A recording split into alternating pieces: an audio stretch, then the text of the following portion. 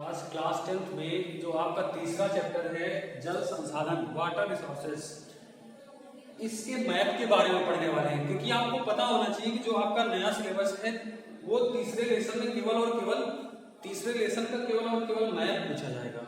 इसलिए आपको ये जानकारी होनी चाहिए कि मैप में कौन सा राज्य कहाँ पर है या फिर कौन सा डैम, क्योंकि डैम ही आपसे पूछे जाने हैं, तो कौन सा डैम किस राज्य में है, किस जगह पर है, वो आपको नॉलेज होनी चाहिए। जैसे कि कोई डैम है जिस राज्य में है तो वो राज्य भी आपको पता होना चाहिए। तो कुछ डैम है जो सीमित डैम है, बहुत ज्यादा नहीं है आपके लिए। ये अच्छी बात है कि जो आपके सिलेबस में है इतने ही डैम हैं और इतने ही आपके एग्जाम में पूछे जाने हैं। वैसे तो बहुत सारे डैम हैं, बहुत सारी नदियां हैं, बहुत सारे रिवर्स हैं, लेकिन हमको केवल इतने डैम के बारे में ही पढ़ना है। आइए ज्यादा समय न गवाते हुए हम सीधे नदियों और उनके डैम के बारे में समझते हैं। तो ये भारत का मैप है। तो इसमें आप देखते हैं चाइना में एक मानसरोवर नामक क्षेत्र है जहां से 3 नदियां निकलती हैं और तीनों नदियां भारत में प्रवेश करती हैं। पहली नदी निकलती है जम्मू कश्मीर होते हुए, पाकिस्तान होते हुए, और ये जाकर के अरब सागर में गिर जाती है। ये कौन सा सागर है? अरब सागर। तो ये आपको पता होना चाहिए। दूसरी ये कौन सी नदी है? सिंधु नदी। दूसरी नदी यहीं से निकल करके अरुणाचल प्रदेश होते हुए, असम होते हुए, बांग्लादेश होते हुए बंगाल की खाड़ी में गिर जाती है। कहां गिर जाती है? बंगाल की खाड़ी।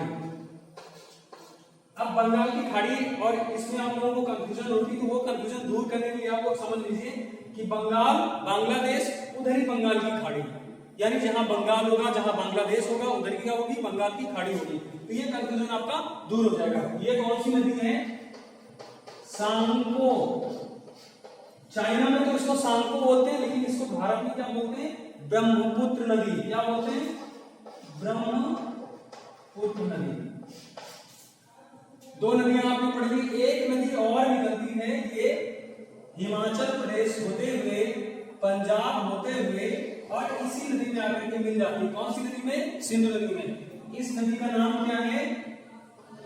सतलज।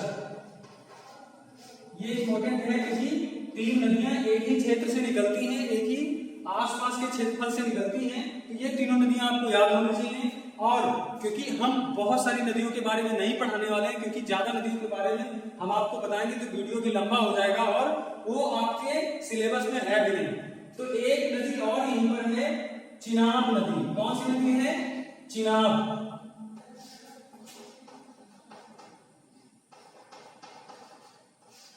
वैसे तो यहाँ पर कई सारी नदियां हैं, आप समझ लीजिए। सिंध के नीचे एक है झेलम नदी, चिनाब नदी, रावी नदी, ब्यास नदी और सतलज नदी। लेकिन हमको किससे मतलब है? ये वाली नदी, ठीक, इस वाली नदी से मतलब है, और इस वाली नदी से मतलब है। ये कौन सी है? सतलज है। तो इन 2 नदियों से मतलब है, क्योंकि आपका जो डैम पूछा जाएगा इन नदियों से पूछा जाएगा। अब उसके बाद डैम देख लेते हैं। पहला आपका सलाल बांध। सलाल बांध इसी चिनाब नदी में है। कौन से राज्य में है? ये राज्य आपका पड़ जाता है यहां से ऊपर का जम्मू कश्मीर का। कौन सा बांध हो गया? सलाल बांध। कौन सा राज्य? JNK। ये आपको याद होना चाहिए। जम्मू कश्मीर में सलाल बांध है जो किस नदी पर है? चिनाब नदी पर है। ये आपको पता चल गया। दूसरा डैम है भाखड़ा नंगल डैम। ये किस नदी पर है? ये आप देख रहे हैं सतलज नदी, जो मानसरोवर से आती है हिमाचल प्रदेश होते हुए पंजाब में। इसके ऊपर एक डैम बना हुआ है। उस डैम का नाम क्या है? भाखड़ा नंगल नाम। क्या नाम है? भाखड़ा नंगल। तो ये डैम भी आपको पता होना चाहिए किस राज्य में है, ये भी आप जान लो, पंजाब। और ये हिमाचल प्रदेश का भी कुछ हिस्सा है, लेकिन मेन जो आपको याद करना है पंजाब, भाखड़ा नंगल, सतलज नदी। 2 डैम आपके क्लियर हो गए। तीसरा डैम है। अब तीसरा डैम आपको पढ़ना है, उसके लिए थोड़ा डीपली गंगा नदी के बारे में पढ़ना है। ये आपका जो क्षेत्र है ये कौन सा है? उत्तराखंड है। कौन सा क्षेत्र है? उत्तराखंड है। उत्तराखंड में गंगोत्री। गंगोत्री से कौन सी नदी निकलती है? गंगा नदी निकलती है। गंगा नदी। और इधर यमुनोत्री से कौन सी नदी? यमुना नदी। तो ये जो गंगा नदी उत्तर प्रदेश होते हुए, बिहार होते हुए, आप समझते चलना, उसके बाद पश्चिम बंगाल होते हुए बांग्लादेश में आकर के किस नदी में मिल जाती है? ये जो सांपो और ब्रह्मपुत्र नदी है इस नदी में मिल गई। कौन सी नदी? ये है गंगा नदी। इसके बाद यमुना नदी यमुनोत्री यानी उत्तराखंड से निकल करके उत्तर प्रदेश में आती है और उत्तर प्रदेश में इलाहाबाद नामक क्षेत्र में ये मिल जाती है, या प्रयागराज जिसको हम बोलते हैं, यहाँ पर संगम नामक स्थान है, यहीं पर ये दोनों नदियां मिल जाती हैं। ये कौन सी है? यमुना। अब यमुना नदी, तो अब तीसरा बांध है राणा प्रताप सागर बांध, इसको राणा कहते हैं। इसको समझने के लिए एक और नदी पढ़ेंगे। यहाँ मध्य प्रदेश के इंदौर से एक नदी निकलती है जो मध्य प्रदेश से राजस्थान पहुंचती है। यहाँ पर ये राजस्थान का हिस्सा है ये, और ये यहाँ पे मध्य प्रदेश है, आप इतना समझ लो, ठीक है। तो और ये यूपी है, तो मध्य प्रदेश से इंदौर से निकलती है, राजस्थान होते हुए फिर मध्य प्रदेश और फिर उत्तर प्रदेश में आकर के किस नदी से मिल जाती है? यमुना नदी से। क्या नाम है इसका? चंबल नदी। इसी नदी पे एक बांध है जो आपके सिलेबस में, वो कौन सा है? राणा प्रताप सागर। ये यहाँ पर राणा प्रताप सागर कौन सा राज्य है? राजस्थान। अब इसको याद करना और भी आसान है, क्योंकि जितने भी बड़े राजा हुए आपको पता है राजस्थान में हुए हैं, और राणा प्रताप तो आप जानते ही हैं ये कहाँ के हैं? राजस्थान के। तो बहुत इजीली आपको याद हो जाएगा कि राणा प्रताप सागर कहाँ पर है? राजस्थान में। किस नदी पर है? चंबल नदी पर है। आपको इसको बनाते भी चलेंगे या फिर बाद में पॉज करके आराम से मैप में भर देंगे इसको। अब अगला बांध हम देख लेते हैं, सरदार सरोवर बांध, क्योंकि हम मैप के हिसाब से पढ़ने वाले हैं। सरदार सरोवर बांध, तो यहाँ पर एक छत्तीसगढ़ में अमरकंटक नामक क्षेत्र है। अमरकंटक से तीन नदियां तीन दिशाओं को निकलती हैं, ये पढ़ना अनिवार्य है। एक नदी तो ये इधर आ जाती है, मध्य प्रदेश से होते हुए गुजरात होते हुए कहाँ आ जाती है? अरब सागर में आकर के गिर जाती है। कौन सी नदी थी? नर्मदा। ठीक। एक नदी सोन नदी इधर आकर के बिहार में मिल जाती है। क्या नाम है? सोन नदी। ठीक। तीसरी नदी आकर के उड़ीसा होते हुए कहां गिर जाती है? बंगाल की खाड़ी। इसका नाम क्या है? महानदी। तीन नदियां हमने पढ़ी, अब बांध पढ़ते हैं। कौन सा है? सरदार सरोवर बांध। सरदार वल्लभ भाई पटेल की सबसे ऊंची दुनिया की जो मूर्ति स्थापित की गई है किस राज्य में है?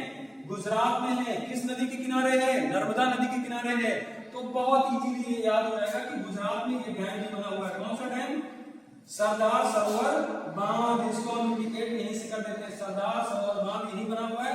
राज्य कौन सा है? आप जान रहे हैं, गुजरात। ठीक, ये आपको याद हो गया, क्योंकि राज्य भी पूछ सकता है कि सरदार सरोवर बांध को इंडिकेट कीजिए, तो आपको पता होना चाहिए कहां पर है। ये क्लियर हो गया। हीराकुंड बांध, और तो कोई छूट रहा है? टिहरी बांध छूट रहा है, इसको भी हम पढ़ाते हैं बाद में। ठीक, टिहरी बांध आपको हम पढ़ाते हैं, हीराकुंड बांध हम पढ़ते हैं। ये जो अमरकंटक से महानदी निकलती है उड़ीसा होते हुए, इसी नदी पर उड़ीसा में एक डैम बना हुआ है। इस डैम का नाम क्या है? कौन सा नाम था? हीराकुंड। कौन सा? हीराकुंड। कौन सा राज्य? उड़ीसा। कौन सा राज्य? उड़ीसा। उड़ीसा राज्य में हीराकुंड बांध बना हुआ है, जो सबसे लंबा भारत का बांध है। चलिए, बहुत ज्यादा डीपली नहीं आएंगे, आपको केवल मानचित्र में भरना है। अगला डैम हम देखते हैं हीराकुंड के बाद। ये छूटा, इसको भी पढ़ते हैं, उत्तर भारत के बांध में आएगा। टिहरी बांध, यहाँ पर आपने पढ़ा कि गंगा नदी गंगोत्री से निकलती है। गंगा नदी दो नदियों से मिलकर के बनती है, भागीरथी और अलकनंदा। ये भागीरथी, ये अलकनंदा, दो नदियां मिलकर के देवप्रयाग में जब मिलती हैं तो वहां से इसका नाम गंगा पड़ जाता है। ये जो भागीरथी है, भागीरथी नदी में एक छोटी नदी आकर के इधर से मिलती है वीरांगना नदी। ध्यान से आप लोग जूम करके भी देख सकते हो और समझ सकते हैं आराम से। तो ये जो वीरांगना और भागीरथी नदी है, इन दोनों के संगम में ही एक बांध बना हुआ है यहाँ पर। इसका नाम है टिहरी बांध। क्या नाम है? टिहरी बांध। और ये आपको पता होगा कौन से राज्य में है, हमने आपको पहले बता रखा है कि ये उत्तराखंड में है। तो टिहरी बांध भी आपका क्लियर हो गया किस नदी पर है? भागीरथी और वीरांगना नदी पर टिहरी बांध है। किस राज्य में है? उत्तराखंड में है। क्लियर। इसके बाद कौन सा छूट रहा था? ये हो गया। अब नागार्जुन सागर, बहुत ईजी है। यहाँ पर गोदावरी नदी है, इसको नहीं पढ़ना है, अपने सिलेबस में है नहीं। वैसे बहुत सी नदियां हैं, लेकिन उतना ही पढ़ेंगे जितना सिलेबस में है। तो एक नदी यहां से निकलती है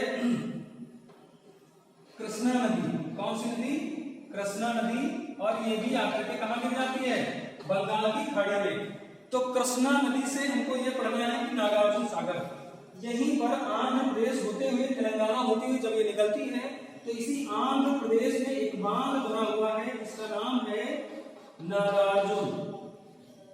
क्या नाम है? नागार्जुन बांध या नागार्जुन डैम। और किस राज्य में है? आंध्र प्रदेश। कौन से राज्य में है? आंध्र। याद करना बहुत इजी, आपको ट्रिक से याद होना चाहिए। नागार्जुन, नाग और अर्जुन, तो इसमें अर्जुन है और नदी का नाम क्या है? कृष्णा। तो कृष्ण अर्जुन, कृष्ण अर्जुन आपको बहुत इजीली याद हो जाएगा कि कृष्णा नदी पर कौन सा नाम? नागार्जुन। जैसे ही आपसे नागार्जुन पूछे, नागार्जुन, अर्जुन आपके मन में जैसे ही आता है कृष्णा नदी, सीधा आप उसमें टिक कर देंगे। कौन सा राज्य? आंध्र, यानी नाग अंधा है, ऐसे भी ट्रिक आप बना सकते हैं। अगला है तुंगभद्रा। इसी कृष्णा नदी पर एक नदी कर्नाटक से होकर के गुजरती है, इसका नाम है तुंगभद्रा। तुंगभद्रा नदी कर्नाटक से निकल करके, सुनते जाइए, आराम से आप करते चलिए, कर्नाटक से निकल करके आती है, कृष्णा नदी में मिल जाती है। इसी नदी पर तुंगभद्रा बांध है। आसानी से याद हो जाएगा कि तुंगभद्रा नदी, तुंगभद्रा बांध। और किस राज्य में है? ये राज्य भी आपको याद हो जाएगा, कर्नाटक। तो जितने आपके सिलेबस में वैसे बांध हैं वो हम लोगों ने पढ़ लिए हैं। आप कोशिश ये करिएगा कि बहुत सारी चीजें आप पढ़ना नहीं है, क्योंकि बहुत सारी नदियां हैं, बहुत सारे और भी डैम हैं, लेकिन हमको उतना ही पढ़ना है जो हमारे सिलेबस में है, उतना पढ़ना है। उतने मानचित्र में इंडिकेट आपको कर लेना है, एक मानचित्र लेना, उसमें भर लेना है, कुल मिला के आपको याद हो जाएगा। और मानचित्र जब आप भरोगे तो आपके दिमाग में वो मानचित्र भी पूरी तरह से छप जाएगा। तो इस हिसाब से ये मानचित्र आपको याद हो जाना चाहिए।